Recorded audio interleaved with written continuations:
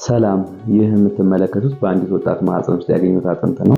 ለ7 ዓመት ሳይታወቅ ቆይቶ በመጨረሻ እንዴት ሊገኝለት ቻለ? አጥንቶቹንስ ከማህፀኗ ውስጥ እንዴት እንዳወጣውላት እንመለከታለን። እኔ ዶክተር ምንተስኖት ማህተመ ስላሴ ነኝ። የዛሬዋ ታካሚያችን እድሜዋ 30 ሲሆን ከ7 ዓመት በፊት የ4 ወር ጽንስ ማህፀኗ ውስጥ ይጎዳባታል። ለዚህም ጽንሱን ታስወርደዋለች። ከውርጃው በኋላ የወር አበባዋ በከፍተኛ ሁኔታ ይቀንስባታል። እርግዝናም ለ7 ዓመታት ብትሞክርም ሊሳካላት አልቻለም። በሆድ በኩል የሚደረግ አልትራሳውንድ የማህፀን ራጅ ምርመራ አድርጋ ነበር። ማህፀኗ ጥሩ እንደሆነ ተገልጾላት የተለያዩ መድኃኒቶች በመጠቀም ምንም አይነት ለውጥ ልታገኝ አልቻለችም። ወደ እኔ በመጣች ጊዜ በመጀመሪያ ያረኩላት ምርመራ በማህፀን በኩል የሚገባ አልትራሳውንድ ሰራውላት። ይህም የማህፀኗን ግድግዳ በተሻለ ሁኔታ እንዳያስቻልን የማህፀን ግድግዳ ጠባሳ ወይም ከበፊት ውርጃ የቀረ የጽንስ አካል ሊሆን እንደሚችል በመገመት በሽታውን በተሻለ መልኩ ለመመርመር የማህፀን ካሜራ አዘዝኩላት። በነገራችን ላይ አንድ ጽንስ ከተፈጠረ ከ2 ወር በኋላ የጽንሱ አጥንት መፈጠር ይጀምራል። ነገር ግን ጽንሱ 3 ወር ከሆነው በኋላ ነው ይህ አጥንት ጠንካራ የሚሆነውና ሙሉ ለሙሉ ከማህፀን ሲያወጣ የሚቀርበት ሁኔታ የሚፈጠረው። ህመም እንዳይሰማት ቀላል የሚባል ማደንዘዣ ከወሰደች በኋላ የማህፀን ካሜራውን በማህፀን በር በኩል ወደ ውስጥ አስገባሁት። ማህፀን ውስጥ እንደገባው ያገኘሁት እነዚህ የምትመለከቷቸው ከ7 ዓመት በፊት ከወጣው ጽንስ የቀሩ አጥንቶች ናቸው። ማህፀኗን ሙሉ ለሙሉ ዘግተውታል።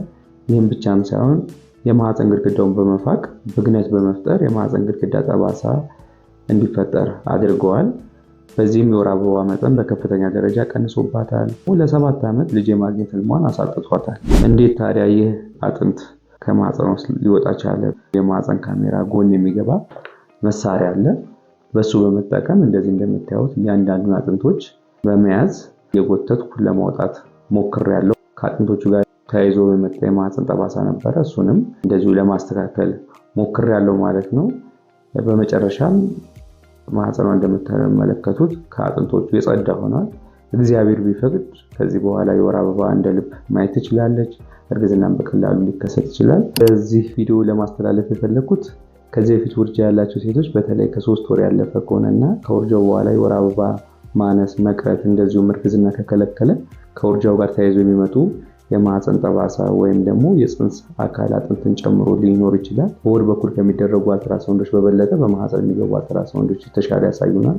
በእነዚህ ምርመራዎች ላይ ደግሞ አጠራጣሪ ነገር ካሉ በአሁኑ ሰዓት በሀገራችን የሚገኝ የማህፀን ካሜራ መሳሪያ አለ። በዚህ መሳሪያ በመታገዝ ቀጥታ ማህፀንን ውስጡን መመልከት ይቻላል። ሆድ ሳይከፈት በዛው ማህፀን ላይ ያለውን ችግር ማከም ይቻላል ማለት ነው። ለዛሬ ነበረን ይህን ይመስላል። ወደፊት በሚኖረን ቪዲዮ እስክንገናኝ ሰላም።